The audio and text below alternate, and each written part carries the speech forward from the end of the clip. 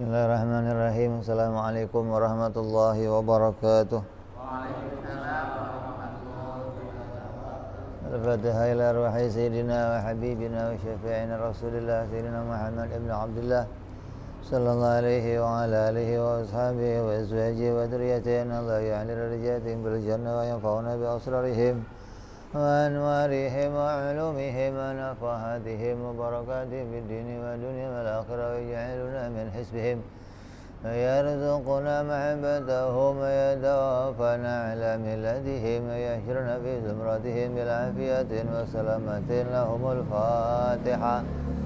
أعوذ بالله من الشيطان الرجيم. بسم الله الرحمن الرحيم.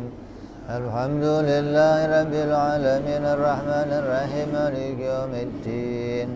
إياك نعبد وإياك نستعين اهدنا الصراط المستقيم صراط الذين أنعمت عليهم غير المغضوب عليهم ولا الضالين آمين.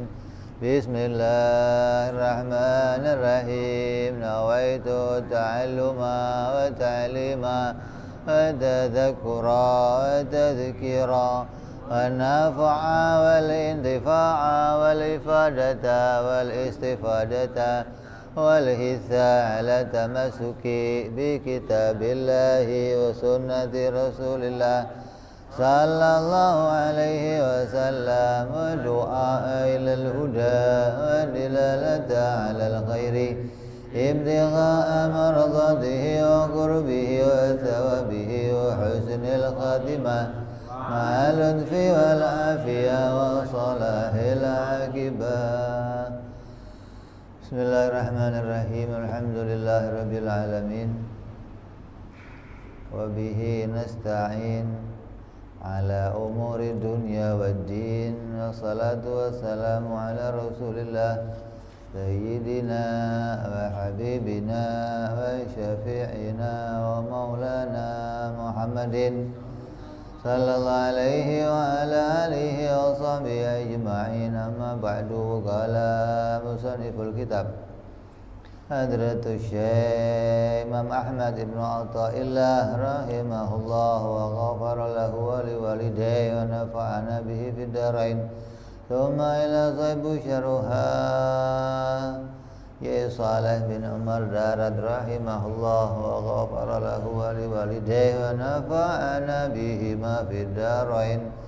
Allahumma aftah qulubana futuhal arifin wa bihikmatika wansur alaina birahmatika ya arhamar rahimin. Ila anqal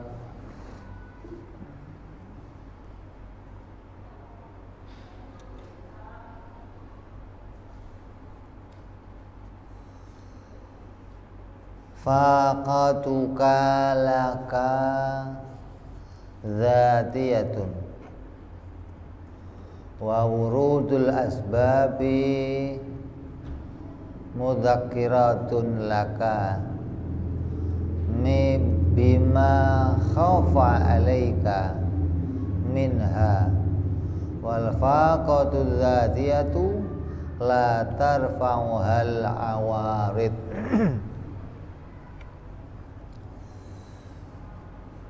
Terjemahnya, merasa butuh atau iftikor itu adalah sifat aslinya kita, sifat dzati namanya, sifat jati dirinya makhluk apa? Iftikor atau butuh. Sedangkan sebab-sebab adalah menjadi pengingat untuk kamu terhadap apa yang tersembunyi darinya bagimu. Sedangkan kebutuhan yang asli itu tidak dapat dihindarkan oleh sesuatu yang sementara.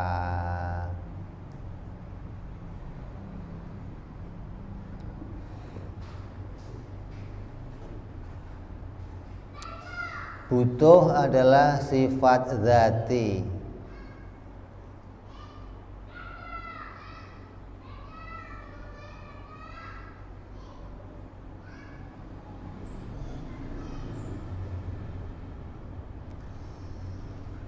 Maksudnya apabila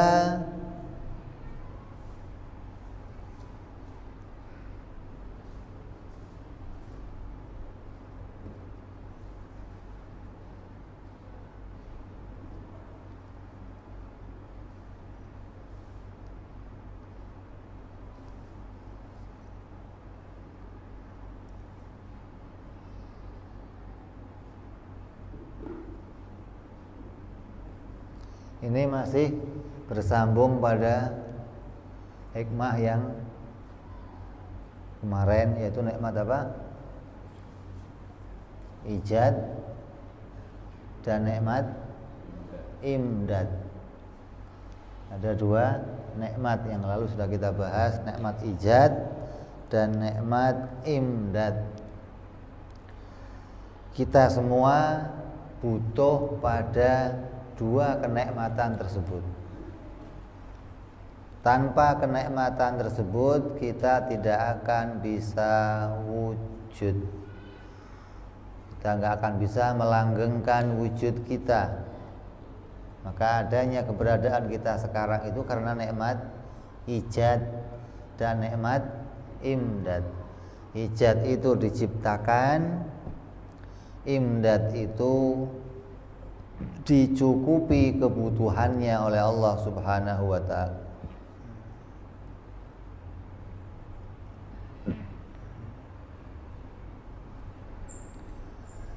Karena sejak awal kita ini butuh kepada Allah Subhanahu wa ta'ala.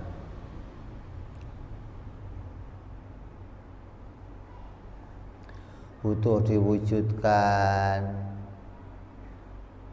Artinya nggak bisa muncul sendiri, nggak bisa wujud sendiri. Setelah wujud nggak bisa melangsungkan sendiri keberadaannya. Untuk langgeng terus ya butuh ditolong oleh Allah. Ini makanya kita senantiasa butuh kepada Allah itu menjadi sifat dzati, sifat jati dirinya kita. Sedetik pun kita nggak bisa melepaskan kebutuhan kita kepada Allah Subhanahu wa ta'ala, sedetik pun. Jangan dipahami seperti pahamnya orang-orang yang nggak pada ngaji. Mereka anggapannya Allah itu ya memberi kita hanya nikmat ijad saja. Pokoknya Allah nyiptain kita, setelah itu udah bagaimana kamu lah. Kalau kamu bisa bertahan hidup ya kamu hidup, nggak bisa ya kamu qaid lah, gitu doang. Ini bukan pendapat Ahlus Sunnah. Ahlus Sunnah berpendapat bahwa untuk bisa wujud ya butuh kepada Allah. Untuk wujudnya bisa senantiasa ada juga butuh kepada Allah. Seperti di surga yang selama-lamanya. Nggak bisa kita melepaskan diri dari Allah sedetik pun, walaupun dikatakan di surga itu langgeng. Tetap wujudnya terus butuh oleh Allah untuk dipenuhi kebutuhannya, agar bisa terus tetap wujud.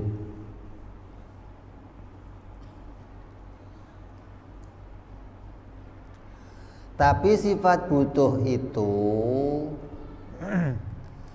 tidak banyak disadari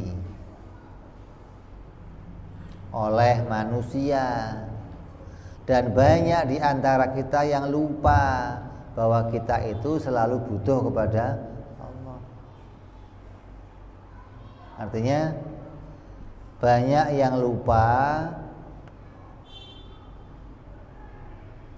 karena Allah memberikan kita bungkus, karena Allah menutupi wujud kita dengan sesuatu. Allah menutup wujud kita dengan memiliki harta. Allah menutup wujud kita dengan punya jabatan.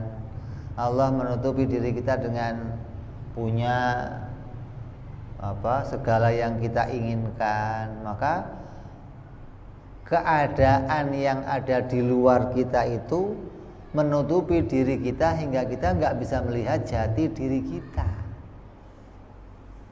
Gara-gara punya duit jadi sedikit lupa. Gara-gara punya duit jadi nggak inget butuhnya kepada Allah. Kayak udah ada yang jamin maksudnya. Kayak ginilah, kamu dari sini mau ke Surabaya.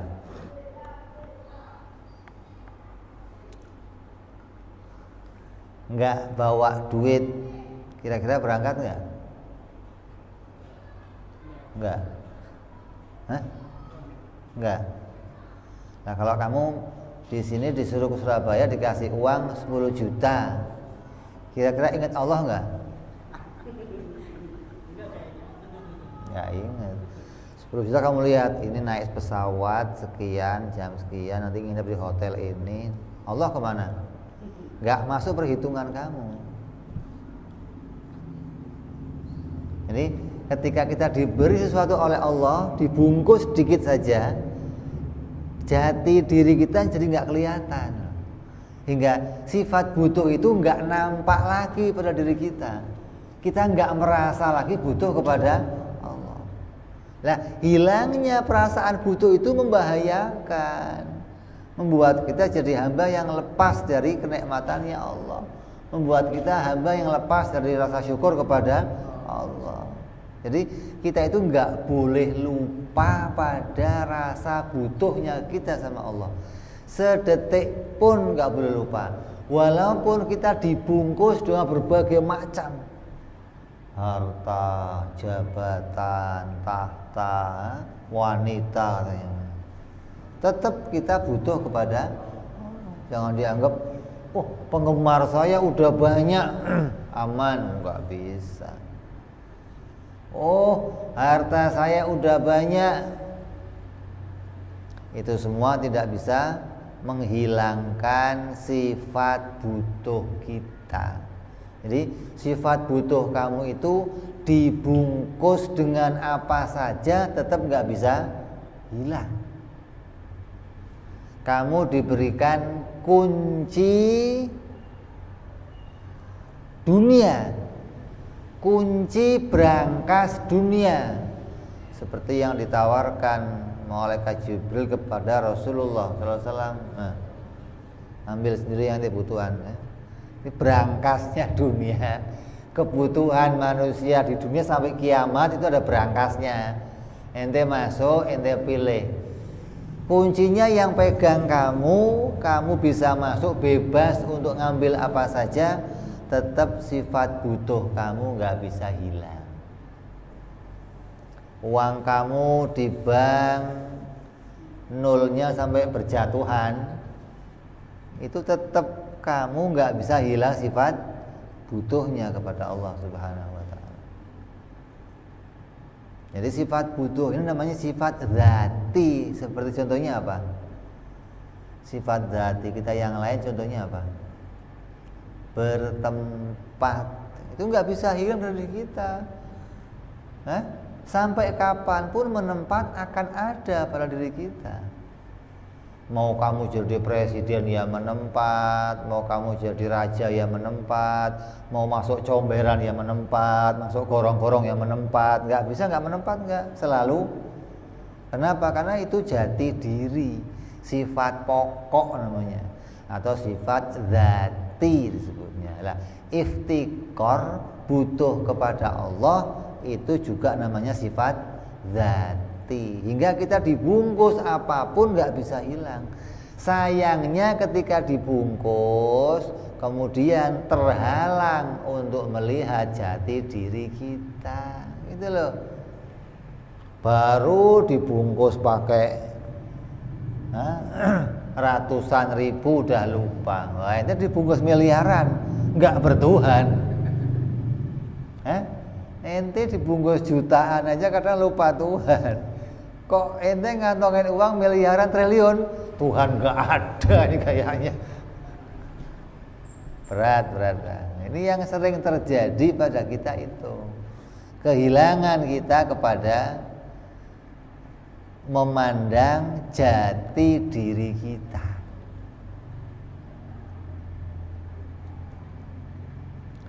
Dan di antara yang membuat kita lengah dan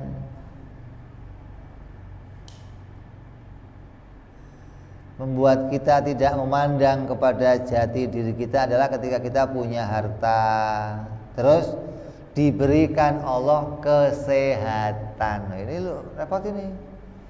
Sehat itu seringkali melalaikan kita sama Allah.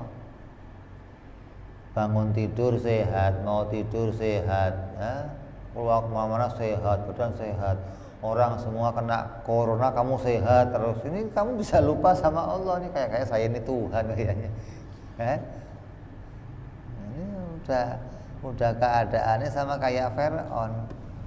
Maka banyak orang lupa pada sifat zatinya, lupa pada jati dirinya, hingga mereka lupa kebutuhannya kepada Tuhannya. Untuk membuat kita kembali dan ingat kepada Allah, maka Allah memberikan kita nikmat kepada hamba yang dikasihinya supaya ingat kepada Tuannya. Maka Allah memberikan kenikmatan dengan menjadikan kita fakir, menjadikan kita sakit. Sakit itu bagian apa? Dibuka kembali bungkusnya. Fakir itu dibuka kembali bungkusnya hingga kamu melihat, oh saya itu aslinya begini. Nah, diambilnya kesehatan kamu, diambilnya kekayaan kamu itu kebaikan dari Allah. Jangan dikira itu sifat yang tidak baik dari Allah. Kenapa kok saya dijadikan sakit? Kenapa kok saya dibikin fakir? Biar kamu ingat jati diri kamu itu butuh sama Allah. Untuk bisa nafas butuh sama Allah. Untuk bisa gerak jantungnya butuh sama Allah. Untuk bisa jalan keluar rumah butuh sama Allah. Kalau kamu sehat, lari kamu lupa sama Allah. Apalagi kok jalan. Lah Nabi SAW kata Nabi, saya kalau makan nggak pernah saya nyiapin suapan berikutnya sebelum ini masuk. Kenapa? Ketika saya mengunyah, maka saya butuh kepada Allah untuk mengunyah, untuk menghaluskan ini, dan butuh kepada Allah untuk menelankan ini bisa masuk, itu butuh sama Allah. Pernah ingat ente? Mana pernah ingat? Ini masuk, punya, ini nyiapin lagi. Orang ambil ini. Allah kemana? Allah kemana? Nah, coba kamu dikasih Allah sakit nggak bisa nelen. Oh ya Allah, Bismillah. Allah, Bismillah. Alhamdulillah. Itu sekali satu nasi masuk, syukur ya Allah. Alhamdulillah kok bisa masuk ya Allah. Itu berarti kamu ditolong sama Allah, diingatkan kembali kamu itu fakir, kamu itu iftikor, kamu itu butuh sama Allah. Coba kamu dikasih stroke sama Allah, untuk bisa gerak, alhamdulillah ya Allah, alhamdulillah. Sekarang pernah begitu? Main badminton ya lupa, main kayang ya lupa. Kemana Allah kemana? Padahal tidak pernah lepas kita dari butuh kepada Allah. Jadi sebuah kenikmatan apabila kita itu disadarkan kalau kita itu butuh. Kesadaran itu kenikmatan dari Allah. Nah, kadang untuk menyadarkan kita perlu diambil dulu itu. Yang nutupin itu diambil dulu hingga baru sadar. Lah kamu dibungkus kok sadar, ini kenikmatan yang luar biasa. Itu yang dimiliki wali-walinya Allah, para kekasihnya Allah. Dibungkus dengan segala macam keadaan, nggak membuat dia lalai kepada Allah Subhanahu wa ta'ala.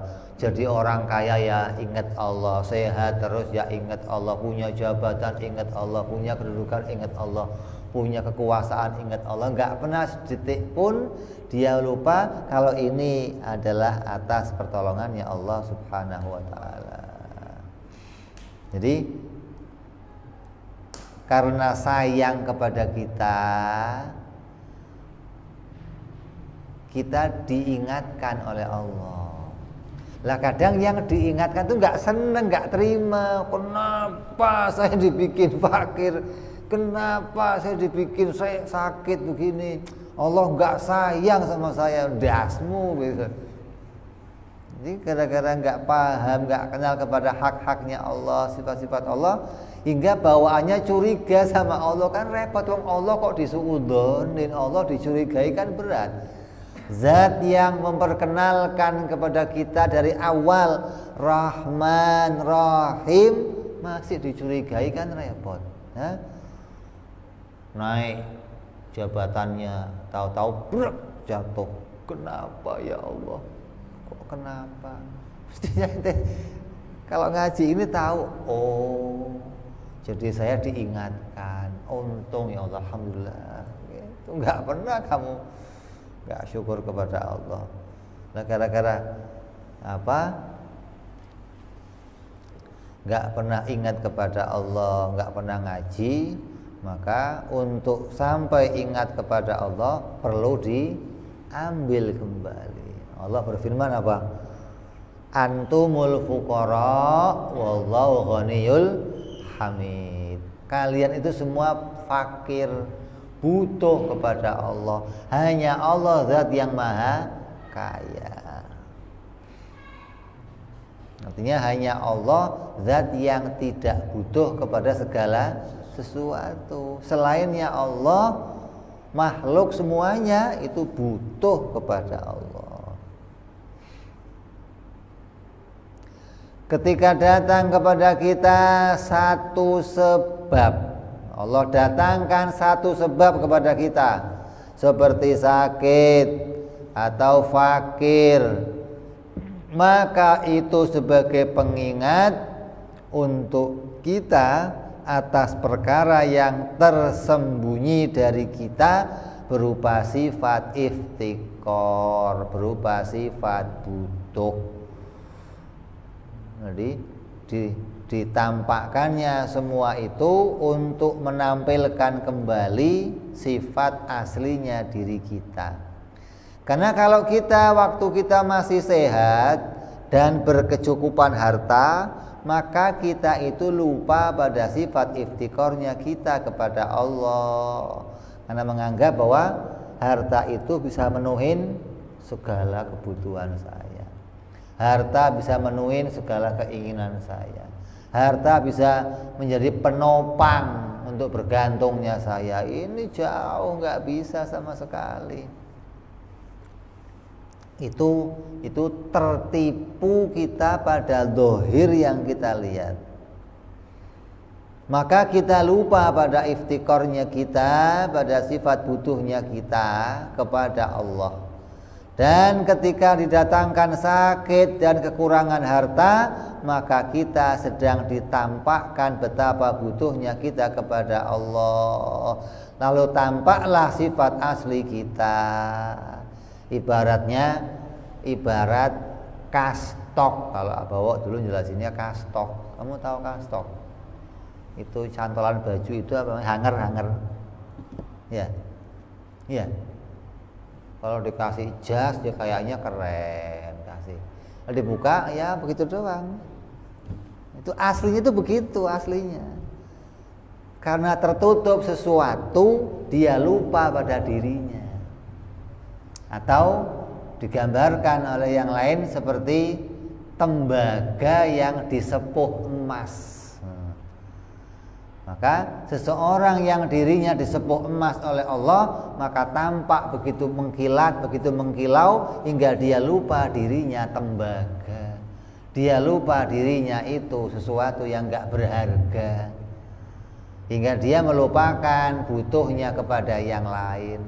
Dia sombong, dia berlaku aniaya, dia berlaku semena-mena. Kenapa? Menganggap dirinya istimewa. Lah, sayangnya Allah kepada kita, saking sayangnya diambil kembali emas sepuhannya, dilunturkan kembali emas tersebut. Ketika emasnya luntur, sadarlah kita, oh ternyata saya hanya tembaga, ternyata saya hanya besi, ternyata saya hanya bukan apa-apa. Muncul kembali sifat iftikornya kepada Allah. Nah, ketika muncul kembali iftikar, muncul pula kehambaan kita kepada Allah Subhanahu wa ta'ala. Maka jadilah kita kekasihnya Allah, karena kita menjadi hamba yang menampakkan kehambaannya kepada Allah, menampakkan iftikarnya, menampakkan butuhnya, menampakkan bergantungnya kepada Allah Subhanahu wa ta'ala. Jadi sayang Allah kepada kita itu dengan mengambil bungkus-bungkus kita agar kita melihat jati diri kita yang asli. Kalau dibungkus terus kamu nggak tahu diri kamu, maka selamanya kita harus menjaga sifat kehambaan dan pengakuan atas rububiyahnya Allah, sifat pemeliharaan Allah, bahwa Allah memelihara hamba-hambanya, Allah memelihara jagat raya ini, dan tidak ada satupun yang lepas dari pemeliharaan Allah Subhanahu wa ta'ala. Dikatakan Al-Quran apa? Wa kullu dabatin fil ardi illa 'alallahi rizquha. Dan tidak ada satupun di jagat ini kecuali bergantung kepada Allah rezeki mereka. Allah lah yang mengurus mereka, Allah yang memelihara mereka. Tapi ketika dikasih rezeki oleh Allah, dibanyakin dikit, bisa buat 7 hari, ya 7 hari gak butuh sama Allah. Coba kamu dikasih fulus yang hari ini dapat, hari ini habis, besok butuh lagi, ya Allah belum ada duit, butuh lagi sama Allah. Hasil hari itu alhamdulillah, besok habis, butuh lagi, ya Allah masih kosong, ya Allah. Begitu dikasih sekalian buat setahun lupa sama Allah. Begitu habis baru Allah. Tuh. Jadi keadaan kita ini seharusnya senantiasa menampakkan kehambaan dan butuh kepada Allah, agar kita senantiasa mengakui Allah itu sang pemelihara, Allah yang mengatur segala sesuatunya. Maka kita itu ketika sakit atau ketika fakir akan merasa lemah dan minta tolong kepada Allah agar menghilangkan kefakiran kita, menghilangkan sakitnya kita. Ya Allah, sakit ya Allah, mohon disembuhkan. Ya Allah, kantong kosong ya Allah, mohon diisi. Ini tampil butuhnya, nampak butuhnya, kita akui saya butuh. Lah, sifat butuh itulah yang sifat yang diridhoi oleh Allah, disenangi oleh Allah, dicintai oleh Allah ketika kita mau menampakkan sifat butuhnya kita kepada Allah Subhanahu wa ta'ala. Maka ketika sifat itu ada, sifat fakir itu muncul, Allah tampilkan pada kita, sifat sakit itu Allah tampilkan pada kita, barulah kita sadar bahwa kita itu hambanya Allah, dan kembali hadir pengakuan Allah sebagai Tuhan saya, Allah pemelihara saya. Ya Allah, kalau enggak Engkau yang ngasih siapa lagi ya Allah, merayu lagi. Makanya ada yang namanya istijrod, dikasih oleh Allah terus. Orang kafir terus biar apa? Biar jangan inget iftikornya sama Allah. Kan bahaya, ente mau begitu. Allah kasih terus, kaya ditambah kaya, ditambah kaya, ditambah kaya, hingga dia tidak pernah ingat dirinya iftikar sama Allah. Orang-orang kafir, ini kan kayak kita kumpul sama bos-bos kapal, sama pemilik kapal, kata mereka apa? Itu kalau belayar Beb, pulang ikannya hasilnya kurang, nggak rugi nggak? Bingung mereka Beb. Terus Gunung Kawi lagi, larinya ke pesugihan lagi, biar Allah kasih lagi, jangan sampai kurang, tambahin lagi, biar apa? Biar lupa sama iftikornya, lupa sama butuhnya kepada Allah. Maka jangan dianggap kalau kita dikasih terus, ini Allah baik terus sama saya. Oh, hati-hati ente. Ada orang ngamen, belum selesai ngamen baru jreng kasih duit. Yang ngamen bangga, kasih duit. Padahal sumpek, ini yang dengar itu sumpek. Jangan kelamaan. Nih, nah kalau kamu cinta sama orang yang ngamen, biar 2 lagu enggak kamu kasih. Ini kok lama amat? Karena kamunya seneng, gitu loh. Nah, Allah mencintai hambanya. Kalau hambanya lagi teriak-teriak, ya Allah, kok Allah ridho, ya terus biarin aja. Oh, Allah ridho gimana? Ada orang yang minta naik gaji sama Allah, minta rezekinya luas, rezekinya lapang. Malaikat nyatet, lapor sama Allah, ya Allah nih hamba fulan hari-hari minta begini gimana Allah? Biarin aja. Nah, saya lagi seneng sama teriakannya, lagi seneng sama permintaannya. Artinya Allah menjadikan orang itu menjadi hamba yang diridhoi dengan apa? Senantiasa menampakkan kefakirannya kepada Allah. Berani menyatakan, ya Allah saya fakir, ini abdun fakirun alal bab. Ya Allah saya hamba yang fakir, ada di pintu rahmatmu ya Allah. Ini kalau kamu menampakkan itu, maka kamu termasuk hamba yang dicintai oleh Allah Subhanahu wa ta'ala. Lah ada hamba yang enggak dibegitukan oleh Allah. Sebelum dia minta, kasih. Sampai enggak sempat melihat dirinya fakir, enggak sempat lihat dirinya itu hambanya Allah sampai mati. Kan repot. Nah, kalau sudah tahu-tahu alhaakumut takatsur hatta zurtumul maqabir, mau ngomong apa sudah. Begitu masuk kubur baru, ya Allah, nggak taunya saya ini. Nah itu barulah kita sadar bahwa kita itu hambanya Allah, dan hadirlah kembali pengakuan Allah sebagai Tuhan. Nabi bersabda, tidak ada kebaikan pada harta kecuali harta yang dikurangi oleh Allah. Hadis ini, tidak ada kebaikan pada harta kecuali harta yang berkurang. Ente kalau kurang nggak baik kan? Kalau ente punya hartanya kurang, baik apa nggak baik? Nggak baik. Baik apa nggak baik? Nggak baik. Lah kalau Nabi, hadis ini, harta yang baik, kalau kamu dikasih hartanya, artinya hari ini dikasih cepet, besok tinggal gocap, tinggal 25. Kenapa? Ketika berkurang, terus kamu akan lihat butuhnya kamu sama Allah. Tapi kalau harta yang nggak pernah dikurangi, hari ini dikasih cepet, besok 4 pego, besok 300, terus numpuk, wah sudah, itu nggak ada kebaikannya.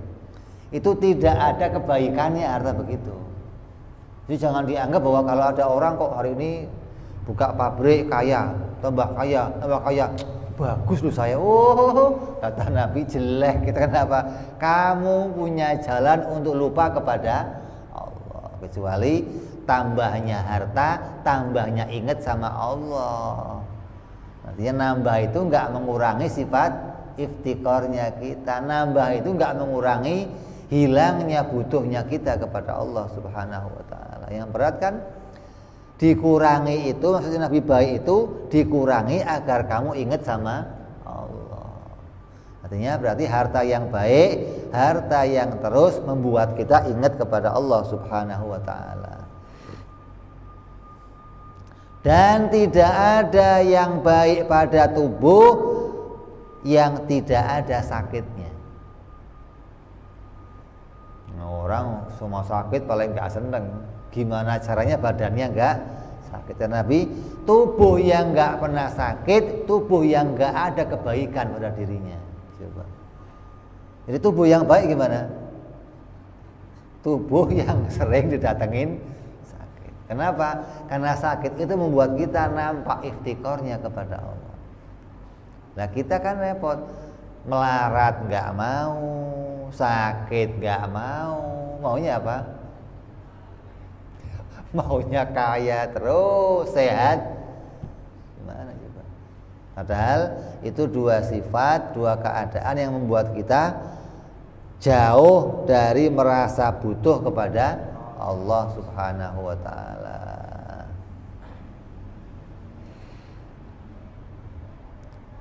Apakah seorang hamba akan kecewa bila yang mengurangi harta dan yang mengambil sehatnya adalah Allah Subhanahu wa taala? Kalau kamu tahu diri kamu itu dikasih sehat, terus sehatnya diambil sama Allah. Kamu tahu yang ngambil itu Allah, kecewa enggak? Kecewa enggak?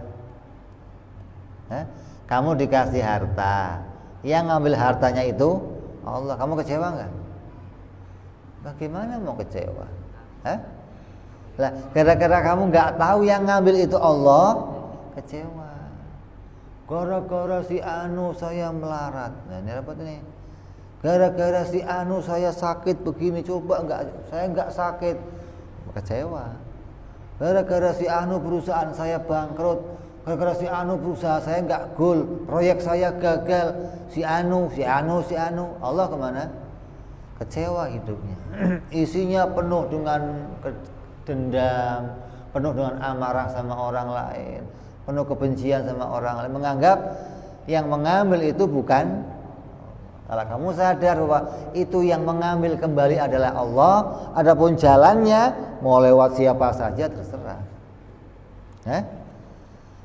Jalannya mau lewat fulan, tapi Allah mengambil kembali itu untuk mengingatkan kita, agar kita ingat kembali bahwa kita adalah hambanya Allah yang senantiasa butuh kepada Allah Subhanahu wa ta'ala.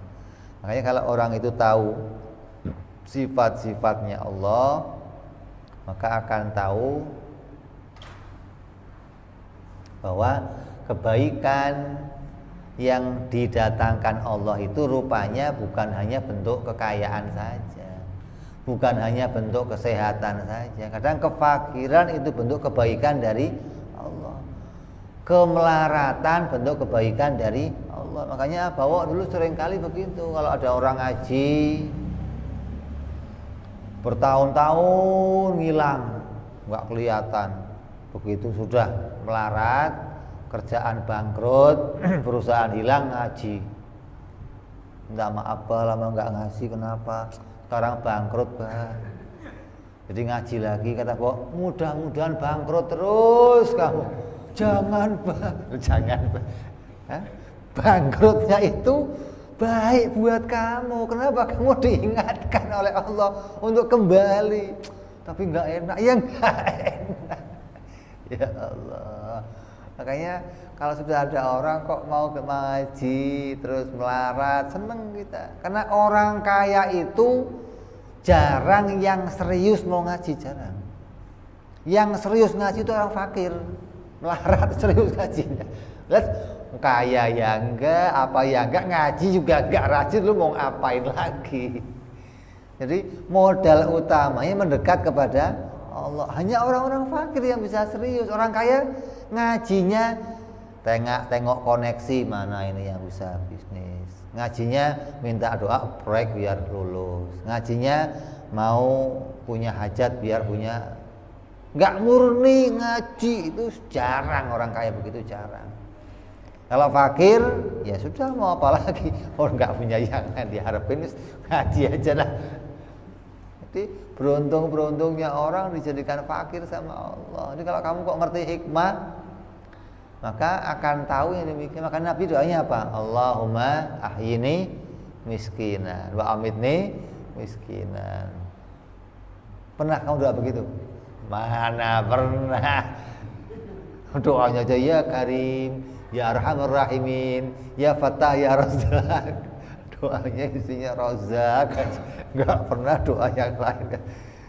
Padahal itu jadi halangan, penghalang kita untuk mengingat pada iftiqarnya kita kepada Allah Subhanahu wa taala.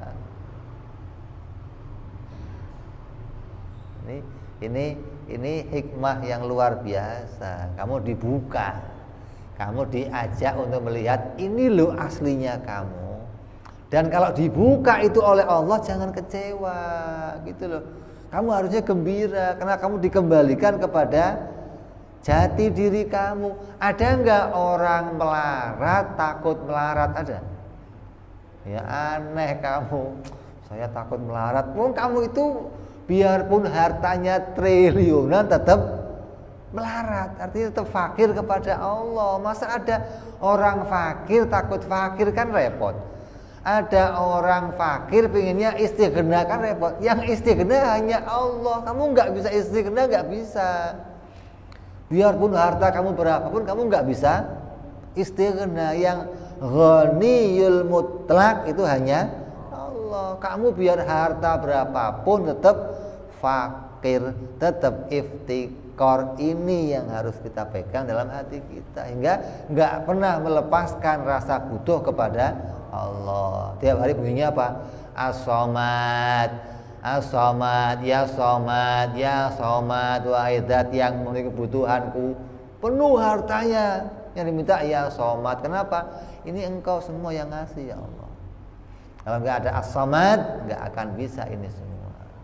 Diingat As-Somad, As-Somad. Allah yang Qul huwallahu ahad, Allahus Samad. Kalau kamu nggak disomat sama Allah, bagaimana? Kalau kamu nggak diimdad oleh Allah, bagaimana mau bisa hidup? Jadi nikmat imdad ini dilupakan sama banyak orang. Dipenuhi kebutuhannya oleh Allah, dipenuhi hartanya, dikasih sehat, dikasih kebutuhannya, dikasih kerjaan, dikasih imdad, dia dipenuhi oleh Allah. Lupa, diambil, ngamuk, repot. Diambil itu senang, mesti alhamdulillah saya diingatkan oleh Allah. Maka dari itu kita wajib bersyukur ketika dalam keadaan sakit atau fakir, itu harus bersyukur dan harus ridho. Jangan sekali-kali menyangka bahwa Allah memberi kita sakit, memberi kita fakir karena Allah tidak sayang kepada kita dan tidak kasihan kepada kita. Jangan kalian menyangka demikian. Ini yang sering terjadi ini. Pas dibikin fakir, nyangkanya yang enggak-enggak. Dibikin sakit, nyangka yang enggak-enggak. Apalagi yang waktu sakit dia nggak tahu kalau yang ngambil Allah, wah ribut lagi. Gara-gara dikirim sama si Anu saya sakit, kiriman si Anu ini, kiriman si Anu. Ada genteng bunyi kletek, ada yang ngirim. Orang hidupnya susah begitu, hidupnya susah. Orang itu hidup paling nggak nikmat sudah itu, isinya dihantui sama ketakutan, kegelisahan, kebimbangan, takut melarat, takut sakit, takut bersin dikit cing, obat dokter datang periksa. Perusahaannya kurang dikit, panggil penghitung, coba biar maju gimana terus. Ya Allah, hidupnya hidup yang apa? Isinya fata morgana namanya. Hidup dalam angan-angan, ingin membuat dirinya itu ghani. Enggak mau jadi orang yang fakir. Ya enggak bisa. Ente pingin wujud yang enggak bertempat bisa? Saya pengen wujud tapi wujudnya jangan yang bisa. Nah, mau jadi apa? Wujud, kalau wujud diciptakan ya wujudnya harus bertempat. Kalau mau jadi wujud yang nggak bertempat jadi Tuhan. Udah diciptakan, cetakannya jadi iftikor, kok mau dihilangkan sifat iftikornya. Ini yang berbahaya. Jadi jangan sampai kita suudzon, apalagi nggak ridho. Ya Allah, kenapa? Bu, jangan dibikin begini ya Allah. Nabi Allah Ayub 18 tahun sakit, nggak pernah keluar ucapannya ya Allah. Bu, sembuhin nggak pernah. 18 tahun sakit. Kita 2 hari sakit aja udah bunyinya macam-macam. Masya Allah. Udin berapa lama Pak Udin? Berapa lama sakit? Bunyinya macam-macam. Allah, ya Allah, ya Allah. Wes, tolong doain saya biar sehat. Nggak terima dirinya, minta orang lain suruh doain saya biar sehat.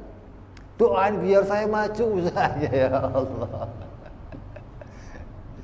Makanya orang-orang itu kalau lihat kita, orang-orang yang akoribnya Allah, kerabat dekatnya Allah, artinya kerabat dekat itu wali-walinya Allah, orang-orang yang penghambaannya benar kepada Allah. Lihat kita itu ketawa, ya Allah, ini orang bagaimana? Mau jadi hambanya Allah kok begitu, jadi hambanya Allah kok aneh banget. Kita diketawain sama mereka. Artinya sikapnya belum jadi sikap seorang hamba. Kayak anak kecil dikasih permennya diambil, nangisnya luar biasa. Bapaknya disalahin. Padahal permennya diambil itu mau diganti sama yang lain yang baik. Oh, enggak mau. Pokoknya itu harus kembaliin. Ini karena dia enggak ngerti mana kebaikan dan mana yang tidak baik. Maka ketahuilah, di antara sebab Fir'aun itu mengaku diri sebagai Tuhan, karena Fir'aun pingin jadi orang yang istighna. Fir'aun merasa dirinya istighna. Fir'aun enggak merasa dirinya fakir. Kenapa? Karena selama 400 tahun Fir'aun tidak pernah merasakan sakit dan kekurangan harta. Bayangin ini 400 tahun nggak pernah berkurang sehatnya, nggak pernah berkurang hartanya. Nah, kata Nabi apa? Nggak bagus. Tubuhnya nggak bagus, hartanya nggak bagus. Kenapa? Tubuh yang bagus, tubuh yang mengalami rasa sakit. Harta yang bagus, harta yang mengalami penurunan hingga dia tahu rasanya iftikar kepada Allah Subhanahu wa taala. Nabi sallallahu alaihi wasallam pernah mau menikahi seorang wanita, bapaknya datang kepada Rasul mengatakan, anak saya sejak kecil hebat, Nabi enggak pernah sakit. Nabi enggak jadi. Coba. Kalau nanti kan senang ini enggak ngerepotin. Wah, enggak usah ke dokter, enggak usah. Bukan masalah itunya, hatinya nggak akan punya rasa butuh kepada Allah, menganggap dirinya udah nggak butuh sama Allah, sehat terus. Nah kalau kita kan pakai sakit, ya Allah, pagi-pagi bersin aja udah, Insya Allah, ya Allah, ya Allah.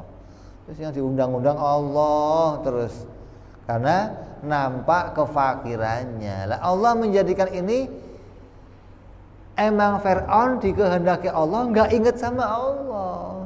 Maka Allah nggak pernah mengambil sehatnya Fir'aun, biar terus dia lupa sama kefakiran dirinya, hartanya ditambah terus oleh Allah. Kalau kamu lihat orang-orang kaya pada begitu, jangan kamu iri. Orang kafir dikasih sehat terus, dikasih kaya terus. Kalau ada orang kafir kok sakit, kamu kasihan banget. Kamu kok sakit, mudah-mudahan sehat terus, jangan sakit gitu. Ada orang kafir kok melarat, ya Insya Allah, apes udah kafir melarat lagi, apes. Mestinya kalau kafir itu kaya kayak Fir'aun, pantas sudah enak hidupnya ya. Udah kafir melarat, itu dapat ihana dari Allah, penghinaan dari Allah, direndahkan oleh Allah itu.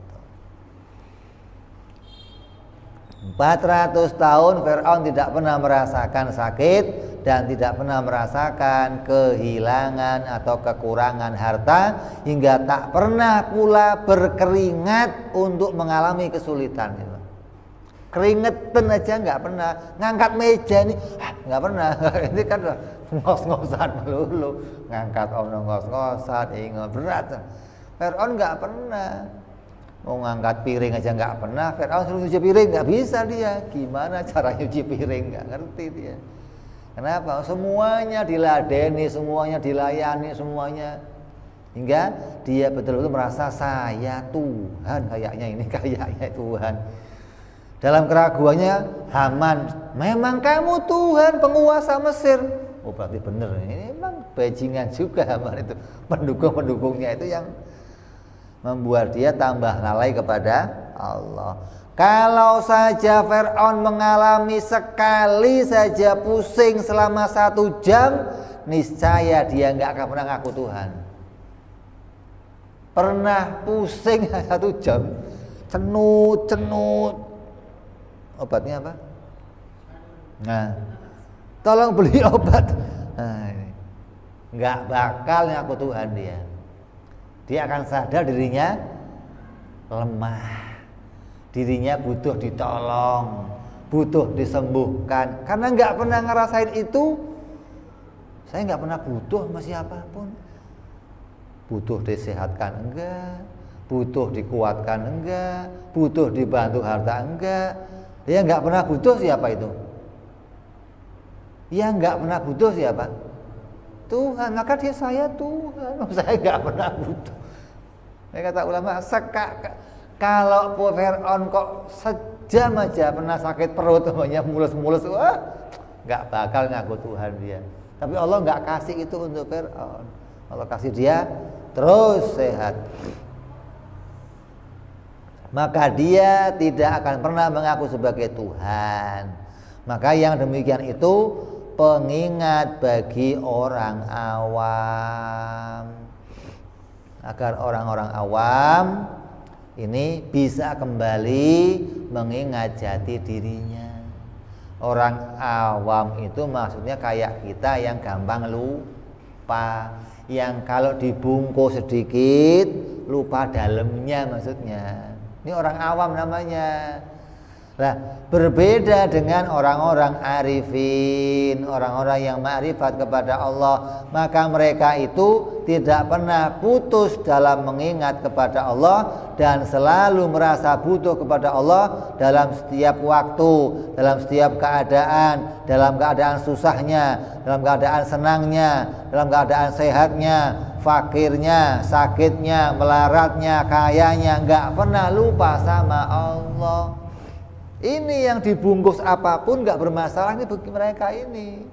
Lah kita bermasalah. Nah, kalau ada orang kok awam dibungkus yang hebat, kesian. Kenapa? Lupa dia sama Allah, lalai dia sama Allah. Tapi kalau orang arifin nggak pernah lupa sama Allah. Dibungkus sebesar apapun juga dia ingat kepada Allah, dia selalu sadar dia butuh ditolong oleh Allah Subhanahu wa ta'ala. Mereka itulah orang-orang yang tidak butuh diingatkan lagi oleh Allah melalui sakit dan fakir. Siapa itu? Para arifin, para orang-orang yang ingat kepada Allah, yang alim, yang mengenali sifat-sifatnya Allah. Apabila datang sakit kepada mereka atau fakir kepada mereka, maka itu jadi tanda tambahnya pahala dan naiknya derajat mereka di sisi Allah Subhanahu wa ta'ala. Lain datangnya kefakiran untuk menaikkan derajat kesabaran mereka. Kalau kita datangnya kefakiran untuk ngingetin, kan beda ini. Dikasih, sama-sama dikasih. Nabi dikasih fakir, Nabi dikasih sakit. Kita dikasih fakir, kita dikasih sakit. Sakitnya Nabi menaikkan derajat kemuliaannya. Sakitnya kita membuka hijab, mengingatkan kita kalau kita itu iftikor kepada Allah. Tidak. Maka sakitnya Nabi itu sakit yang membawa kepada tambahnya derajatnya di sisi Allah, tambahnya jadi kekasih Allah, tambahnya jadi walinya Allah. Itu sakitnya mereka. Nah, sakitnya kita apa? Untuk peringatan. Sakitnya kita digambarkan sebagai apa? Dipaksa kita untuk kembali kepada Allah Subhanahu wa taala. Makanya ada orang yang diajak kembali kepada Allah dengan gampang. Ada orang yang dipaksa kembali kepada Allah. Anak kamu main, kamu panggil, "Le, sini pulang, Le." Datang. Perlu dipaksa pulang enggak? Enggak, mau gampang dipanggil doang, "Le, sini, Le." "Ya, Pak." "Pulang." "Ada apa, Pak?" "Ini ada anak kamu main, dipanggil mecicil, diundang tambah lari, dikejar kabur."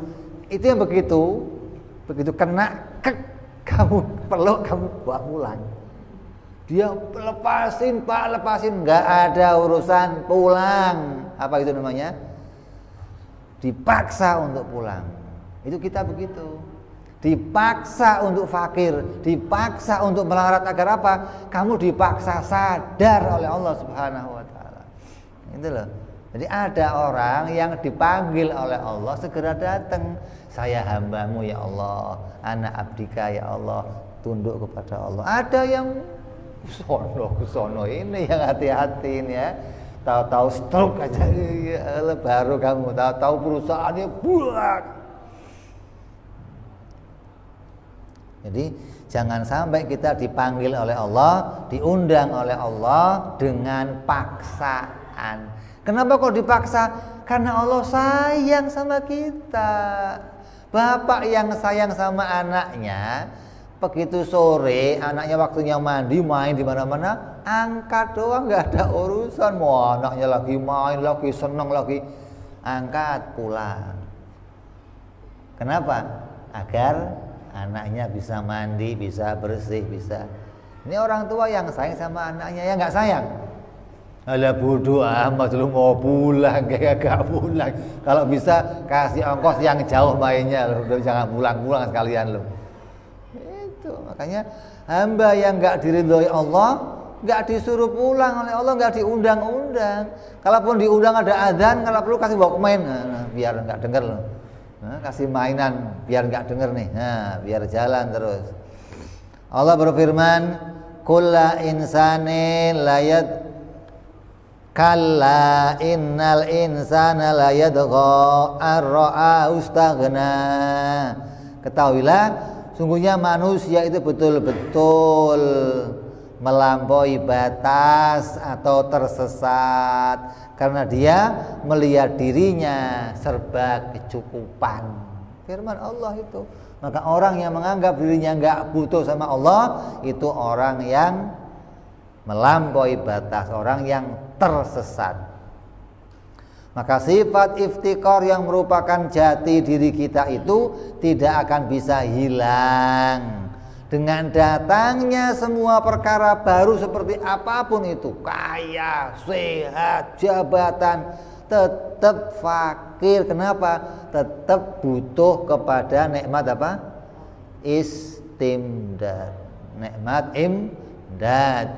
Enggak cuma butuh ijad, tapi nikmat imdad juga akan terus dibutuhkan.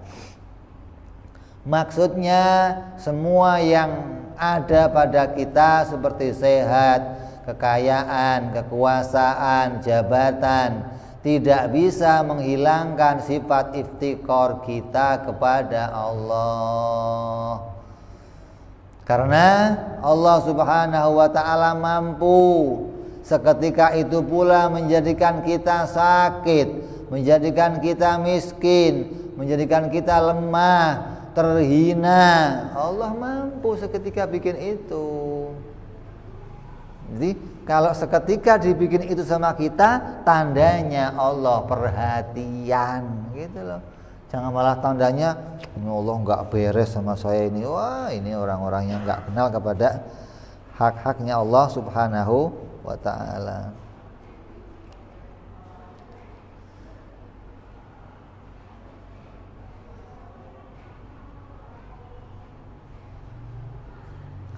Maka ingatlah selalu kepada Allah dalam setiap keadaan dan rendahkanlah diri kita selalu di hadapan Allah Subhanahu wa ta'ala dalam setiap waktu, pagi, sore. Makanya kita baca apa? Subhanallahi bukratan wa asila, aku bertasbih kepadamu ya Allah. Pagi aku mensucikan engkau, sore aku mensucikan engkau. Tidak pernah melepaskan butuhnya kepada Allah Subhanahu wa ta'ala, pagi, sore terus. Jangan sampai kita untuk ingat kepada Allah perlu dipaksa, perlu diundang oleh Allah dengan paksaan. Jangan sampai demikian. Kemiskinan dan sakit yang membuat dia dekat kepada Allah itu lebih baik daripada kekayaan dan kesehatan yang membuat dia jauh dari Allah. Ini ukurannya orang langit ini, bukan ukuran dunia, bukan. Ukuran dunia kan orang yang kaya itu lebih baik, orang yang sehat lebih baik. Kalau ukurannya orang-orang langit, kemiskinan dan kesakitan yang membawa kita ingat kepada Allah itu lebih baik daripada kaya, sehat yang membuat kita lupa kepada Allah Subhanahu wa ta'ala. Maka apabila yang terjadi lebih baik orang sakit itu terkadang nggak usah berobat. Kadang ada sakit yang lebih baik nggak usah berobat. Kenapa? Kalau berobat lupa lagi sama Allah, lu mendingan sakit terus. Kenapa? Kalau sakit terus ente ingat terus sama Allah. Sama kayak ada orang melarat ingin kaya, tolong jangan kaya, biar melarat terus ente. Karena lebih baik kamu melarat. Kayak siapa? Sa'labah yang doa kepada Rasul, ya Rasulullah, mau doain saya biar kaya ya Rasul, besok minta lagi. Jangan, kata Rasul, sudah bagus begini kamu. Kalau fakir kamu sholat, ngaji di sini. Besok datang lagi, ya Rasulullah, mau doain saya kaya terus. Begitu doain sekali sudah kaya bener, mulai seminggu nggak hadir, mulai sampai ditanya Sa'labah kemana? Wah, Sa'labah udah pindah keluar kota ya Rasul. Kenapa? Tanah Medina nggak cukup nampung kambingnya dia. Coba, hah?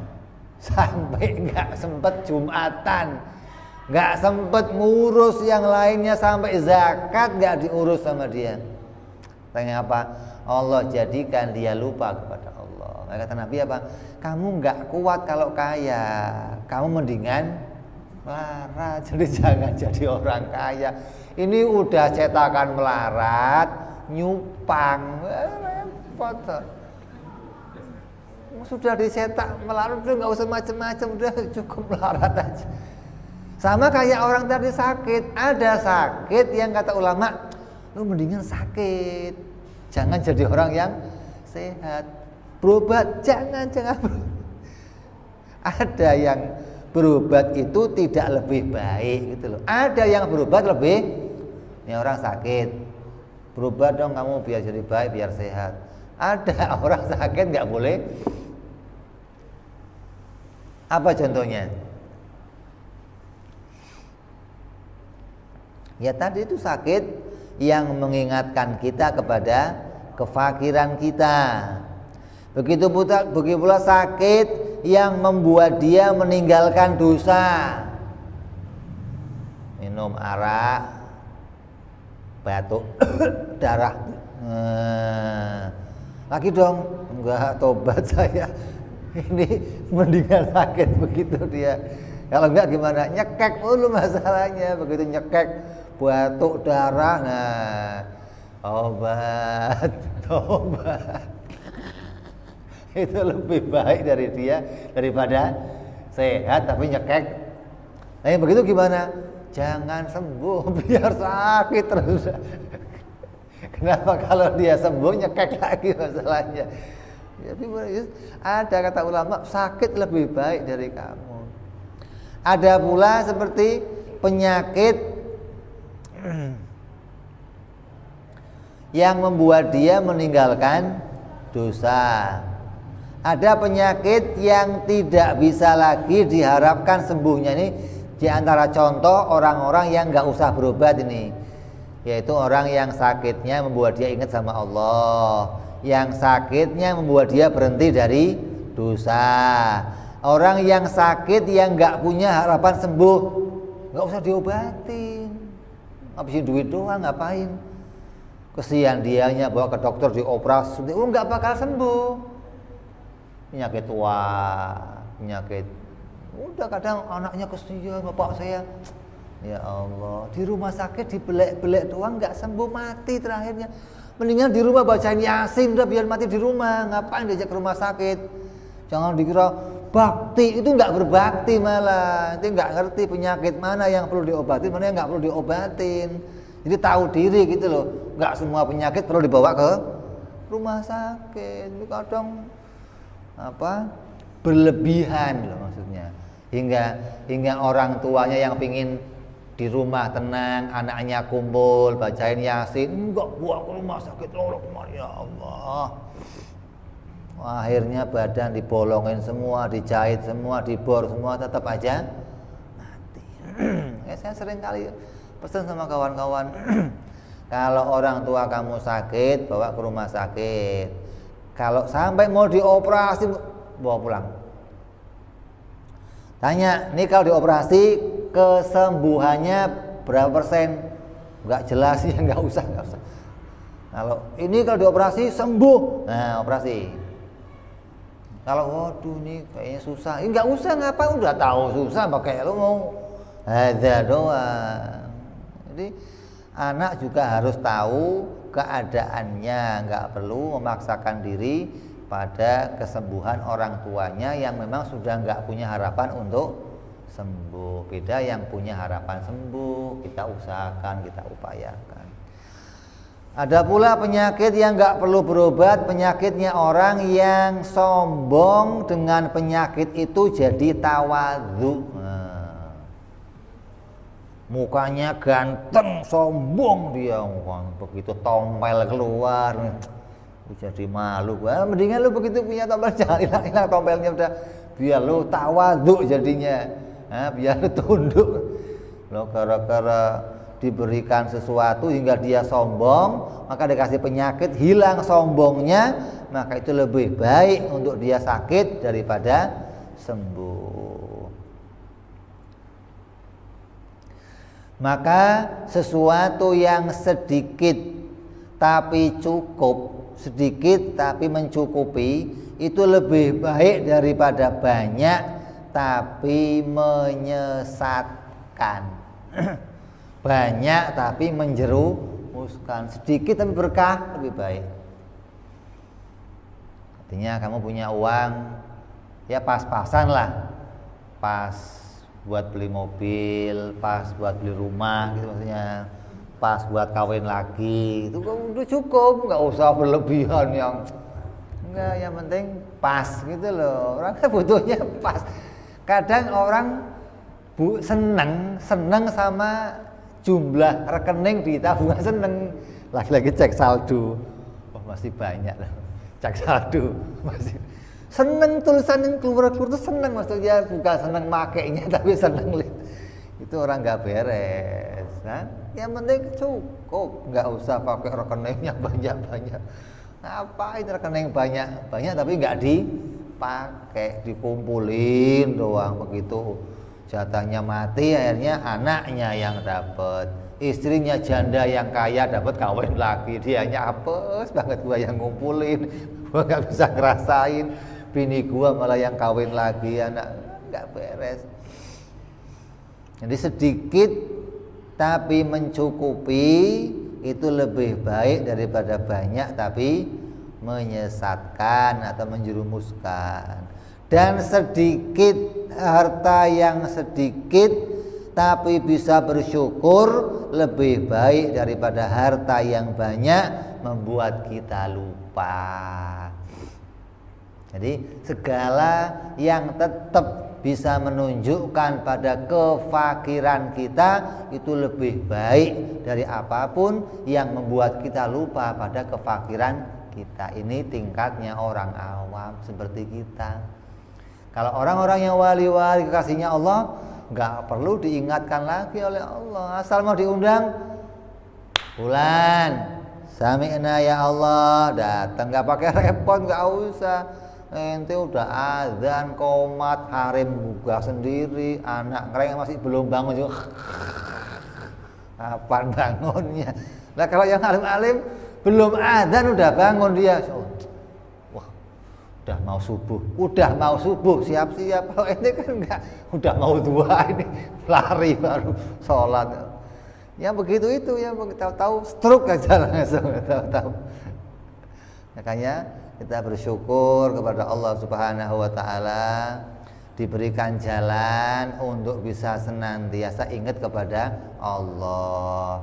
Jangan sampai jalan yang sulit, jalan yang mudah, jalan yang ya Allah berikan, jalan yang tidak penuh dengan kesusahan, jangan jalan yang penuh dengan ujian, jangan jalan yang penuh dengan cobaan, tapi jalan yang mudah yang terus membuat kita bisa ingat kepada Allah, ingat kepada kefakiran kita, hingga kita terus menampakkan kehambaan kita kepada Allah Subhanahu wa taala. Ini saja, kita sambung insyaallah hikmah yang berikutnya. Wallahu a'lam bishawab, wa ila hadratin nabi. Al-Fatihah. A'udzubillahi minasyaitonir rajim. Bismillahirrahmanirrahim. Alhamdulillahi rabbil alamin, arrahmanir rahim, maliki yaumiddin. Iyyaka na'budu wa iyyaka nasta'in. Ihdinas siratal mustaqim. Siratal ladzina an'amta 'alaihim ghairil maghdubi 'alaihim waladdallin. Amin. Ya Rabbana وأننا أسرفنا على الله أشرفنا وتوب علينا توبة تغسل كل حوبة واستر لنا عوراتي وآمن روآتي واغفر لوالدينا ربي ومولودينا والأهل والإخوان وسائر الهلان وكل ذي محبة أو جيرة أو صحبة والمسلمين أجمعين ربي اسمع فضلا وجودا منا لا باكتساب منا بالمصطفى رسولنا الله بكل سولي صلى وسلم ربي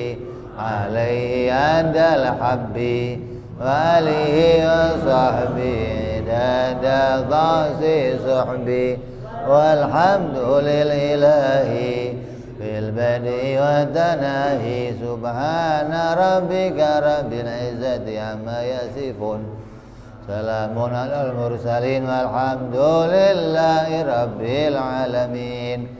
Assalamualaikum warahmatullahi wabarakatuh.